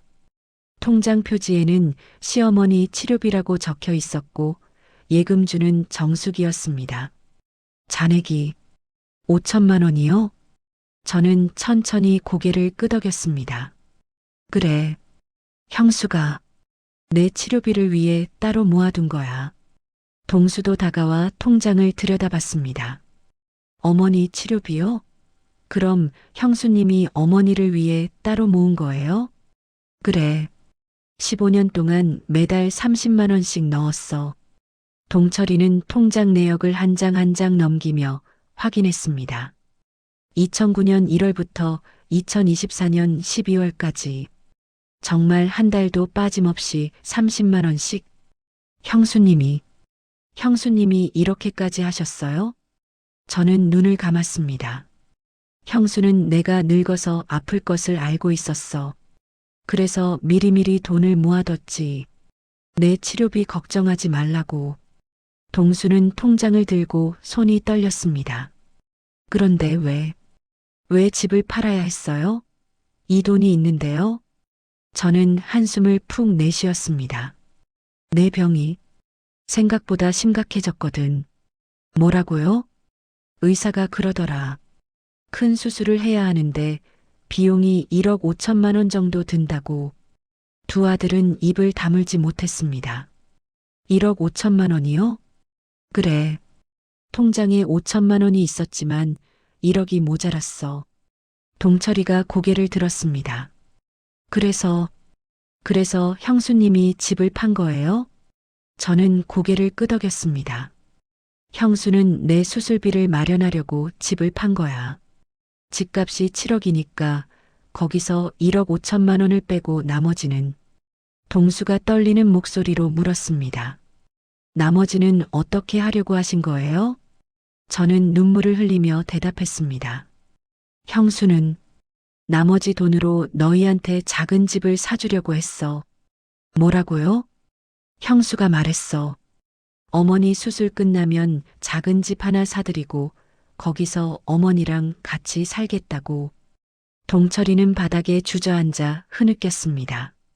형수님이 그런 계획까지 다 세우셨어요? 그래. 형수는 30년 동안 번 돈을 전부 이 집에 쏟아부었지만 마지막까지 나와 너희를 생각했어. 동수는 벽에 머리를 기댄 채 눈물을 흘렸습니다. 우리는 형수님한테 뭐라고 했어요? 도둑이라고, 배신자라고, 집을 팔아먹고 도망갔다고. 저는 천장을 바라보며 말했습니다. 형수는 도망간 게 아니야. 그냥 조용히 떠난 거야. 왜요? 왜 말씀 안 하고 떠나신 거예요? 저는 눈을 감았습니다. 형수는 너희한테 부담 주기 싫었나 봐. 내 수술비 때문에 너희가 걱정할까 봐 조용히 처리하려고 한 거지.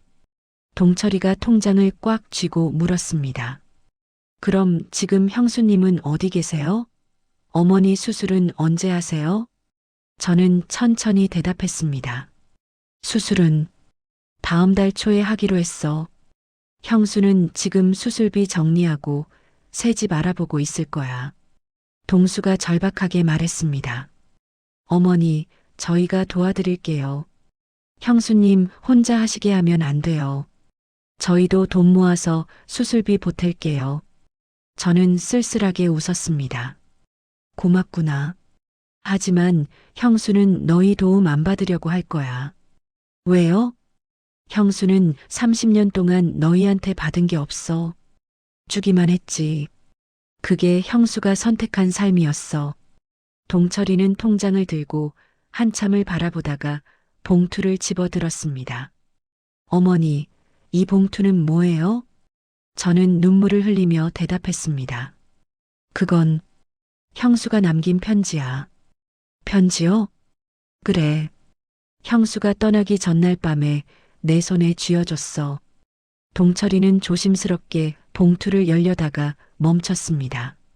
어머니, 이거 읽어도 돼요? 저는 고개를 끄덕였습니다. 읽어라. 형수가 너희한테 하고 싶었던 말이 다 들어있을 거야.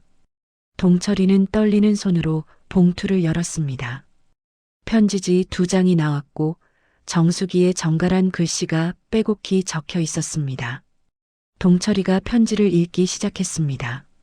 어머니, 동철이의 목소리는 떨리고 있었습니다. 형수님이 뭐라고 쓰셨어요? 저는 눈을 감았습니다. 읽어봐라. 천천히. 동철이는 눈물을 흘리며 편지를 펼쳤습니다. 그 순간 방 안은 고요해졌습니다. 정수기가 30년 동안 하지 못했던 말들이 이제 세상에 나오려 하고 있었습니다. 정수가, 내가 남긴 마지막 말들이 이제 전해질 거야. 내가 30년 동안 참았던 말들이 이제 아들들의 귀에 들어갈 거야. 조금만 더 기다려다오. 곧 모든 게 끝날 테니. 저는 눈을 감았습니다. 침묵이 완전히 깨지는 순간이 왔습니다. 진실이 완전히 드러나는 순간이 왔습니다. 동철이는 떨리는 손으로 편지를 펼쳤습니다. 방 안은 고요했고 동수도 형 옆에 바짝 붙어 앉았습니다. 동철이가 천천히 읽기 시작했습니다. 어머니, 동철아, 동수야. 이 편지를 쓰는 지금 제 손이 너무 떨려서 글씨가 잘 써지지 않습니다. 30년 동안 하고 싶었던 말들을 어떻게 2장의 편지지에 다 담을 수 있을까요? 동철이의 목소리는 이미 떨리고 있었습니다. 저는 26살에 이 집에 왔습니다. 남편과 행복하게 살 거라고 생각했는데 1년 만에 남편을 잃었습니다. 그때 친정 어머니가 말씀하셨습니다. 돌아오라고, 시집에 있을 이유가 없다고. 하지만 저는 돌아가지 않았습니다. 동수는 눈물을 흘리며 형의 손을 꽉 잡았습니다. 어머니가 제 손을 잡고 우셨습니다. 미안하다고, 며느리를 고생시켜서 미안하다고. 저는 그때 결심했습니다. 이 집을 지키겠다고, 어머니를 모시겠다고. 동철이와 동수는 그때 겨우 10살, 8살이었습니다. 형을 잃고 울고 있는 두 아이를 보는데 제가 엄마가 되어야겠다고 생각했습니다. 동철이는 편지를 읽다가 목이 메어 잠시 멈췄습니다. 저는 눈을 감고 들었습니다. 동철이가 다시 읽기 시작했습니다. 동철아, 내가 중학교 입학식 때 나한테 물어봤지. 형수님은 친정에 안 가요? 저는 웃으면서 괜찮다고 했지만 사실 친정 부모님은 제가 시집에 남아있는 걸 이해하지 못하셨어. 결국 연을 끊으셨고 저는 30년 동안 친정 문턱을 넘지 못했습니다. 하지만 후회하지 않습니다. 이 집이 제 친정이 됐으니까요. 동수는 손으로 입을 막고 흐느꼈습니다. 동수야, 내가 대학 입학할 때 나한테 물어봤지. 형수님은 꿈이 뭐였어요? 나는 피아니스트가 되고 싶었어. 음대에 가고 싶었어. 하지만 시집 와서 피아노를 친 적은 한 번도 없었어. 대신 너희 피아노 학원비를 댔지. 너희가 음악하는 걸 보는 게 제 꿈이 됐으니까. 동철이는 눈물을 흘리며 계속 읽었습니다. 30년 동안 새벽 4시 반이면 일어났습니다. 식당 일하고 집안일하고 청소일 나가고 그렇게 하루하루를 살았습니다. 힘들지 않았냐고요? 힘들었습니다. 정말 힘들었습니다. 하지만 너희가 학교 가는 모습을 보고 어머니가 편하게 주무시는 걸 보면 힘이 났습니다. 그게 제가 사는 이유였으니까요. 방 안은 흐느끼는 소리만 가득했습니다. 어머니 병이 심해지신다는 소식을 들었을 때 저는 무너질 것 같았습니다. 15년 동안 모은 5천만 원으로는 부족했습니다. 의사 선생님이 말했습니다. 1억 5천만 원이 필요하다고. 저는 그날 밤 잠을 못 잤습니다. 어떻게 해야 할지 고민했습니다. 그리고 결심했습니다. 집을 팔아야겠다고. 동철이의 목소리는 점점 더 떨렸습니다. 이 집은 제가 30년 동안 지켜온 곳입니다. 하지만 집보다 어머니가 더 소중했습니다. 어머니가 건강하게 사시는 게 제 마지막 소원이었습니다. 집을 팔고 남은 돈으로는 작은 집을 하나 사려고 합니다. 어머니와 저, 그리고 가끔 너희가 놀러 올 수 있는 작은 집. 거기서 조용히 살고 싶습니다. 동수는 바닥에 엎드려 울었습니다. 왜 말없이 떠났냐고요? 너희한테 부담 주기 싫었어. 너희가 어머니 수술비 때문에 고민할까봐, 너희 생활이 힘들어질까봐.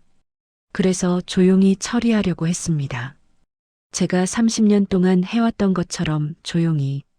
동철이는 마지막 문단을 읽기 시작했습니다. 동철아, 동수야. 너희는 내게 미안해할 필요 없어. 나는 너희를 키우면서 행복했어.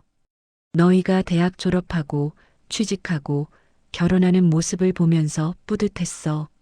그게 내 삶의 보람이었으니까. 동철이의 목소리는 거의 들리지 않을 정도로 작아졌습니다. 어머니, 30년 동안 저를 딸처럼 아껴주셔서 감사합니다. 동철아, 동수야, 너희를 친동생처럼 사랑했어. 부디 건강하게, 행복하게 살아라. 그리고 어머니 꼭 잘해드려. 그게 형수의 마지막 부탁이야. 사랑하는 형수, 정숙 올림. 동철이는 편지를 다 읽고 바닥에 주저앉았습니다. 동수는 형을 껴안고 함께 울었습니다. 저도 눈물을 흘렸습니다. 정숙이가 30년 동안 참았던 말들이 이제야 세상에 나왔습니다. 오랜 침묵 끝에 진실이 모두 드러났습니다. 동철이가 떨리는 목소리로 말했습니다. 형수님, 죄송합니다. 정말 죄송합니다. 저희가 형수님을 도둑이라고 했습니다. 동수도 울먹이며 말했습니다. 형수님은 도둑이 아니라 은인이셨어요. 저희를 살린 분이셨어요. 저는 두 아들을 바라보며 말했습니다. 이제 알았지? 형수가 어떤 사람이었는지. 형수는 30년 동안 이 집을 혼자 떠받쳤어. 그리고 마지막까지 너희를 생각했어. 동철이가 편지를 꽉 쥐고 물었습니다. 어머니, 형수님은 지금 어디 계세요? 어머니 수술은 언제 하세요? 저는 천천히 대답했습니다. 형수도 수술을 받아야 해. 몸이 많이 안 좋거든. 형수님도요? 그래. 형수 수술이 일주일 후고 그 다음에 내 수술이야. 형수는 지금 병원에서 수술 준비하고 있을 거야. 저희가 찾아가도 될까요? 사과하고 싶어요. 저는 고개를 저었습니다. 형수는 너희를 만나고 싶어 하지 않을 거야. 왜요? 형수는 너희가 부담 갖는 걸 원하지 않았어. 그게 형수가 떠난 이유야. 동수가 절박하게 말했습니다. 그래도 저희가 가야 해요. 형수님 혼자 두면 안 돼요. 저는 눈물을 흘리며 말했습니다. 그래, 가보거라. 형수를 찾아가 봐. 하지만 형수한테 미안하다는 말만 하지 마라. 고맙다고 사랑한다고 말해라. 그게 형수가 듣고 싶은 말일 거야. 동철이와 동수는 서로 얼굴을 마주보고 고개를 끄덕였습니다. 밤이 깊어졌습니다. 정수기의 편지는 두 아들의 손에 쥐어져 있었고 그들의 눈에서는 눈물이 멈추지 않았습니다. 정수가 내 마음이 전해졌어. 내가 30년 동안 하지 못했던 말들이 이제 아들들의 마음에 닿았어. 이제 곧 끝이야. 이제 곧 모든 게 제자리를 찾을 거야. 저는 눈을 감았습니다. 침묵이 완전히 깨졌습니다. 진실이 완전히 드러났습니다. 이제 마지막 단계만 남았습니다. 다음 날 아침, 저와 동철이와 동수는 병원으로 향했습니다. 동철이가 휠체어를 밀어주었고, 동수는 짐을 들었습니다. 병원 로비에 도착했을 때, 세 사람 모두 떨리는 마음을 진정시킬 수 없었습니다. 어머니, 저희가 먼저 올라가 볼게요. 여기서 조금만 기다리세요. 동철이가 제 손을 꽉 잡았습니다. 저는 고개를 끄덕였습니다. 그래, 가보거라. 형수한테 잘 말해. 형수님한테 뭐라고 말해야 할까? 동수가 떨리는 목소리로 물었습니다. 모르겠어. 그냥 솔직하게 말하자. 우리가 얼마나 잘못했는지. 두 사람은 병원 안내 데스크에서 정숙이를 찾았습니다. 정숙 씨요? 3층 302 호실에 계세요. 동철이와 동수는 엘리베이터를 타고 3층으로 올라갔습니다. 복도를 걸어가는 발걸음이 무거웠고 심장이 터질 듯이 뛰었습니다. 302 호실 앞에 도착했을 때 두 사람은 한참을 그 자리에 서 있었습니다. 형, 들어가자. 동수가 먼저 문을 두드렸습니다. 들어오세요. 익숙한 목소리가 들렸습니다. 동철이가 천천히 문을 열었습니다. 병실 안에는 정숙이가 창가에 앉아 있었습니다. 30년 동안 함께 살았던 형수였지만 지금 보니 많이 수척해져 있었습니다. 정숙이는 두 사람을 보고 깜짝 놀라 일어섰습니다. 동철아? 동수야? 어떻게? 동철이는 대답 대신 그 자리에서 무릎을 꿇었습니다. 동수도 형 옆에 무릎을 꿇었습니다. 형수님, 죄송합니다. 동철이의 목소리는 떨리고 있었습니다. 정숙이는 당황해서 두 사람을 일으키려 했습니다. 아니야, 일어나. 왜 이러니? 형수님, 저희가 정말 잘못했어요. 동수는 눈물을 흘리며 말했습니다. 형수님을 도둑이라고 했어요. 배신자라고 했어요. 하지만 형수님은 저희 은인이셨어요. 정숙이는 두 사람을 보며 눈물을 흘렸습니다. 괜찮아. 너희가 그렇게 생각할 수도 있어. 아니에요. 동철이가 고개를 들었습니다. 형수님은 30년 동안 저희를 키우셨어요. 1억 5천만 원이 넘는 빚을 혼자 갚으셨어요. 저희 학비, 생활비, 결혼 자금, 사업 자금 전부 대주셨어요. 정숙이는 손으로 입을 막았습니다. 너희가 어떻게 알았니? 어머니가 말씀해 주셨어요. 가계부 보여주시고, 통장 보여주시고, 편지도 읽어주셨어요. 동수가 눈물을 흘리며 말했습니다. 정숙이는 창가에 기대서서 고개를 숙였습니다. 어머니가 다 말씀하셨구나. 형수님, 왜 말씀 안 하셨어요? 동철이가 떨리는 목소리로 물었습니다. 왜 혼자 그 모든 걸 감당하셨어요? 정수기는 천천히 대답했습니다. 너희한테 부담 주기 싫었어. 너희가 편하게 살기를 바랐어. 그게 내가 할 수 있는 일이었어. 동수는 정수기에게 다가가 손을 잡았습니다. 형수님, 저희는 형수님 덕분에 편하게 살았어요. 대학도 다니고 결혼도 하고 집도 샀어요. 그런데 저희는 형수님한테 고맙다는 말 한 번 제대로 못했어요. 정수기는 눈물을 흘리며 동수의 손을 꽉 잡았습니다. 괜찮아. 너희가 잘 사는 걸 보는 게 나한테는 보람이었어. 동철이가 일어서서 정수기를 바라봤습니다. 형수님, 집 판 이유도 알았어요. 수술비 1억 5천만 원 때문이었죠? 정수기는 고개를 끄덕였습니다. 그래. 어머니가 수술 안 받으시면 위험하다고 했어. 그래서 집을 팔 수밖에 없었어. 동수가 떨리는 목소리로 말했습니다. 형수님, 저희가 도와드릴게요. 수술비 저희가 모아서 보탤게요. 정수기는 고개를 저었습니다. 아니야. 괜찮아. 형수가 다 준비했어. 형수님 혼자 하시게 하면 안 돼요. 동철이가 정수기의 손을 잡았습니다. 저희도 이제 형수님께 뭔가 해드리고 싶어요.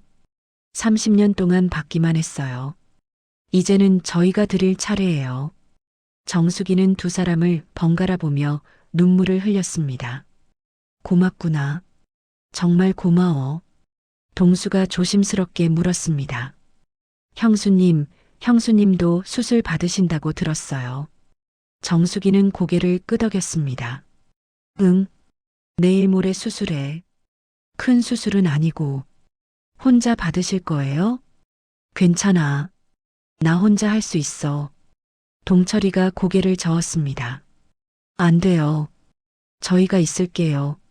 수술 끝날 때까지 기다릴게요. 정수기는 눈물을 흘리며 고개를 끄덕였습니다. 고맙구나. 동수가 이어서 물었습니다. 형수님 수술 끝나고 어디서 사실 거예요? 작은 집 하나 알아보고 있어. 어머니랑 조용히 살려고. 동철이가 고개를 저었습니다. 안 돼요. 저희 집에서 같이 사세요. 어머니도 모시고요. 정수기는 놀라서 동철이를 바라봤습니다. 아니야. 너희한테 패 끼칠 수 없어. 패가 아니에요. 동수도 고개를 끄덕였습니다. 형수님은 30년 동안 저희를 돌보셨잖아요. 이제는 저희가 형수님을 돌볼 차례예요. 정수기는 두 손으로 얼굴을 감싸고 울었습니다. 30년 동안 참았던 눈물이 이제야 쏟아져 나왔습니다. 동철이와 동수는 정수기를 조용히 안아주었습니다. 한참 후에 정수기가 눈물을 닦으며 말했습니다. 너희가 이렇게 말해주니까 정말 고마워. 하지만 형수는 너희한테 부담 주고 싶지 않아. 동철이가 정수기의 손을 꽉 잡았습니다. 형수님, 부담이 아니에요. 가족이에요. 형수님은 저희 가족이에요. 30년 동안 저희를 키운 엄마예요. 정수기는 그 말을 듣고 다시 눈물을 흘렸습니다. 고맙다. 정말 고마워. 동수가 웃으며 말했습니다. 형수님, 수술 잘 받으세요. 저희가 매일 올게요. 그리고 어머니 수술도 잘 되실 거예요. 저희가 다 같이 잘 극복할 거예요. 정수기는 고개를 끄덕이며 웃었습니다. 30년 만에 보는 진짜 미소였습니다. 1시간쯤 지나 동철이와 동수가 로비로 내려왔습니다. 저는 휠체어에 앉아 두 아들을 기다리고 있었습니다. 두 사람은 웃고 있었지만 눈은 빨갛게 부어 있었습니다. 어머니, 정말 다행이에요. 동철이가 제 손을 잡았습니다. 형수님이 용서해 주셨어요. 그리고 저희가 같이 살자고 했어요. 저는 눈물을 흘리며 고개를 끄덕였습니다. 잘했다. 정말 잘했어. 동수도 웃으며 말했습니다. 어머니, 이제 걱정 마세요. 형수님 수술도 잘 되실 거고, 어머니 수술도 잘 되실 거예요. 저희가 다 같이 잘 극복할 거예요. 저는 두 아들을 바라보며 눈물을 흘렸습니다. 정수가 들리니? 내가 30년 동안 바랐던 게 이루어졌어. 아이들이 이제 알았어. 내가 얼마나 소중한 사람인지, 내가 얼마나 큰 희생을 했는지, 이제 우리 모두 함께 살 수 있을 거야. 저는 눈을 감았습니다. 긴 침묵이 끝났습니다. 진실이 모두 드러났고 가족이 다시 하나가 되었습니다. 이제 마지막 단계만 남았습니다. 이틀 후 정수기의 수술 날이 왔습니다. 정수기는 수술복을 입고 침대에 누워 있었고 우리를 보자 미소를 지었습니다. 어머니, 오셨어요? 내 수술인데 당연히 와야지. 저는 정수기의 손을 꽉 잡았습니다. 동철이와 동수도 정수기 침대 옆에 섰습니다. 형수님, 걱정 마세요. 금방 끝날 거예요. 우리가 여기서 기다리고 있을게요. 정수기는 눈물을 흘리며 고개를 끄덕였습니다. 고맙다. 정말 고마워. 간호사가 들어와 정수기를 수술실로 옮길 준비를 했습니다. 가족분들은 밖에서 기다려주세요. 저는 정수기의 손을 놓지 못하고 한참을 붙잡고 있었습니다. 정수가, 잘하고 와. 네, 어머니. 걱정 마세요. 정수기가 수술실로 들어가고 우리는 복도 의자에 앉아 기다렸습니다. 시간이 천천히 흘러갔습니다. 1시간, 2시간. 동철이는 계속 시계를 보며 안절부절 못했고 동수는 복도를 왔다 갔다 했습니다. 형, 너무 오래 걸리는 거 아니야? 의사 선생님이 3시간 정도 걸린다고 했어. 조금만 더 기다려보자.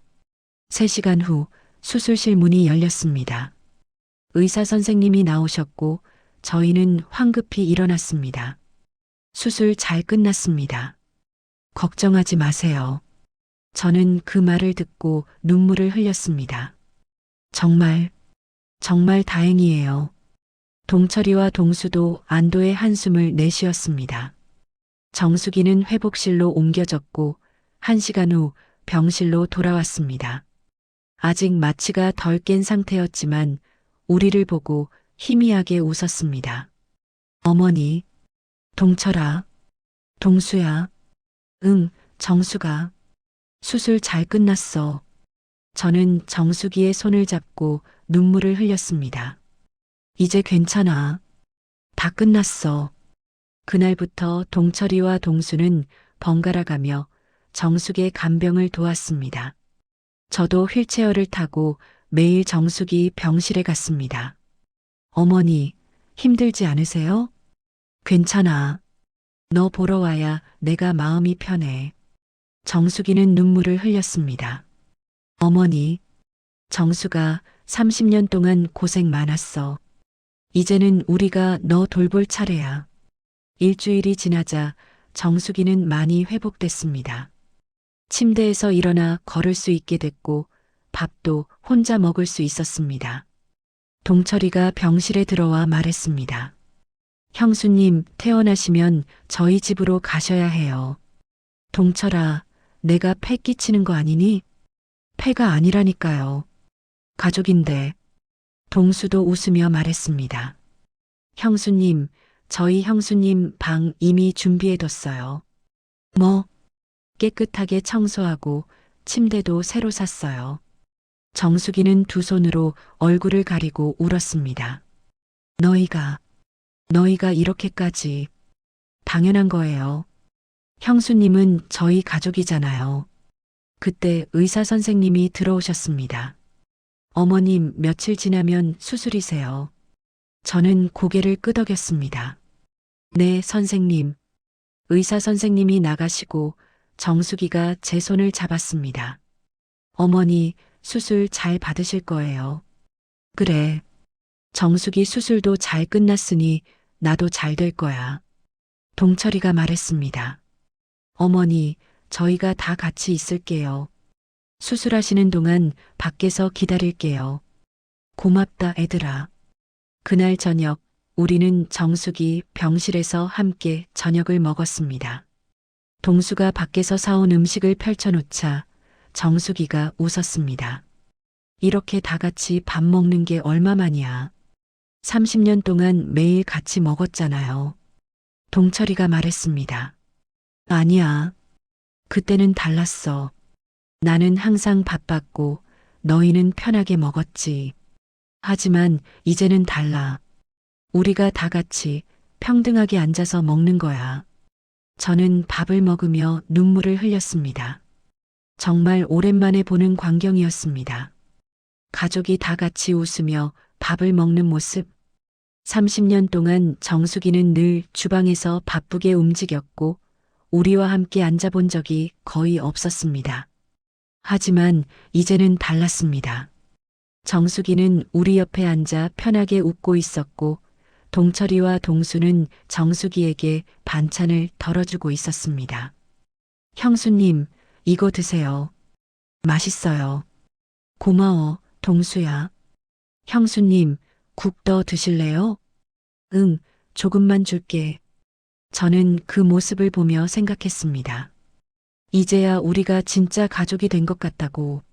30년이 걸렸지만 이제야 서로를 이해하고 사랑하는 가족이 된 것 같다고.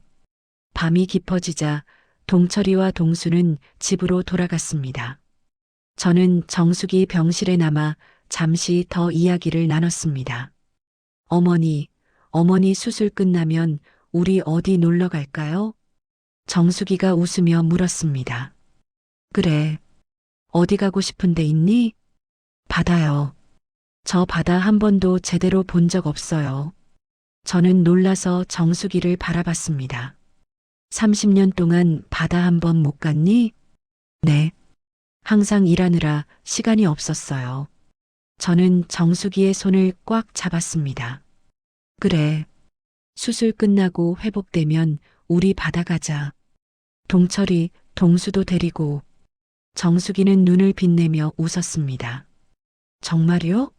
정말 가도 돼요? 그럼. 우리 가족 다 같이 가는 거야. 정숙이는 행복한 표정으로 고개를 끄덕였습니다. 저는 그 모습을 보며 눈물을 흘렸습니다. 30년 동안 바다 한 번 못 가본 정숙이, 이제는 행복하게 해줄 거야. 이제는 편하게 살게 해줄 거야. 저는 정숙이의 손을 놓지 않고 한참을 함께 앉아 있었습니다. 창밖으로 달이 떠올랐고 병실 안은 따뜻했습니다. 정수가, 이제 다 끝났어. 긴 침묵이 끝났고 진실이 모두 드러났어. 이제 우리는 진짜 가족이야. 서로 사랑하고 서로 돌보는 진짜 가족. 저는 눈을 감았습니다. 이제 마지막 단계만 남았습니다. 재수술, 그리고 새로운 시작. 모든 게 잘 될 거라는 확신이 들었습니다. 우리 가족은 이제 함께니까요. 일주일 후 재수술 날이 왔습니다. 정숙이는 퇴원한 지 얼마 안 됐지만 병원에 왔습니다. 정수가, 너 아직 쉬어야 하는데 왜 왔니? 어머니 수술인데 당연히 와야죠. 정숙이는 제 손을 꽉 잡고 웃었습니다. 동철이와 동수도 제 옆에 섰습니다. 어머니, 걱정 마세요. 저희가 여기 있을게요. 수술 잘 끝날 거예요. 저는 세 사람을 바라보며 눈물을 흘렸습니다. 30년 전 며느리 혼자였던 이 집이 이제는 진짜 가족이 됐습니다. 고맙다.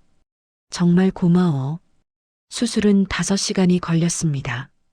그 시간 동안 정숙이와 동철이, 동수는 복도에서 기다렸다고 합니다. 정숙이는 아직 몸이 완전히 회복되지 않았는데도 의자에 앉아 기다렸고 동철이와 동수는 계속 수술실 문을 바라봤다고 합니다. 수술이 끝나고 의사 선생님이 나오셨습니다. 수술 성공적으로 끝났습니다. 잘 회복하시면 곧 퇴원하실 수 있어요. 정숙이는 그 말을 듣고 주저앉아 울었다고 합니다. 정말 다행이다. 정말. 동철이와 동수도 서로 껴안고 울었습니다. 저는 회복실에서 깨어났을 때 세 사람이 제 곁에 있는 걸 봤습니다. 정수가, 동철아, 동수야, 내 어머니, 여기 있어요. 정수기가 제 손을 잡았습니다. 수술 잘 끝났어요. 이제 괜찮아요. 저는 눈물을 흘렸습니다. 이렇게 가족이 다 모여서 저를 지켜주다니 30년 만에 처음 느끼는 행복이었습니다. 한 달이 지났습니다. 저와 정숙이 모두 건강을 회복했고 퇴원할 수 있게 됐습니다. 동철이가 차를 가지고 왔고 우리는 함께 집으로 향했습니다. 어머니, 형수님, 저희 집에 오신 걸 환영합니다. 동수가 현관문을 열어주었습니다. 집안은 깨끗하게 정리돼 있었고 거실에는 따뜻한 햇살이 들어왔습니다. 형수님, 여기가 형수님 방이에요. 동철이가 방문을 열었습니다. 방 안에는 새 침대와 옷장, 책상이 놓여 있었고 창문으로는 작은 정원이 보였습니다. 정숙이는 방을 보며 눈물을 흘렸습니다. 이렇게까지 고마워. 당연한 거예요. 형수님은 저희 가족이잖아요. 그날 저녁 우리는 다 같이 거실에 모여 앉았습니다. 동철이의 아내가 준비한 음식이 상에 가득 차려졌고 우리는 오랜만에 함께 밥을 먹었습니다. 어머니, 형수님 건강 회복 축하드려요. 동수가 잔을 들었습니다. 고맙다 애들아. 너희 덕분에 우리가 살았어. 정숙이도 웃으며 말했습니다. 저도 감사해요. 정말로. 우리는 함께 웃고 이야기하고 행복한 시간을 보냈습니다. 30년 만에 처음으로 진짜 가족처럼 2달이 지났습니다. 저와 정숙이는 완전히 건강을 되찾았습니다. 어느 날 동철이가 말했습니다. 어머니, 형수님, 우리 바다 갈까요? 정숙이는 눈을 반짝이며 저를 바라봤습니다. 어머니, 정말 가도 돼요? 그럼. 약속했잖아. 우리 가족 다 같이 가는 거야. 일주일 후 우리는 동해안으로 향했습니다. 동철이가 운전을 했고 정숙이는 창밖을 내다보며 행복한 표정을 지었습니다. 어머니, 바다가 보여요. 바다에 도착했을 때 정숙이는 차에서 내려 한참을 바다를 바라봤습니다. 파도 소리, 갈매기 울음소리, 바람 소리. 정숙이는 눈을 감고 깊게 숨을 들이쉬었습니다. 정말 좋아요. 저는 정숙이 옆에 서서 함께 바다를 바라봤습니다. 정수가 30년 동안 이런 것도 못 보게 해서 미안해. 아니에요, 어머니. 이렇게라도 올 수 있어서 감사해요.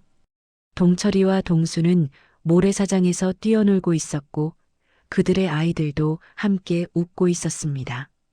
저는 그 모습을 보며 생각했습니다.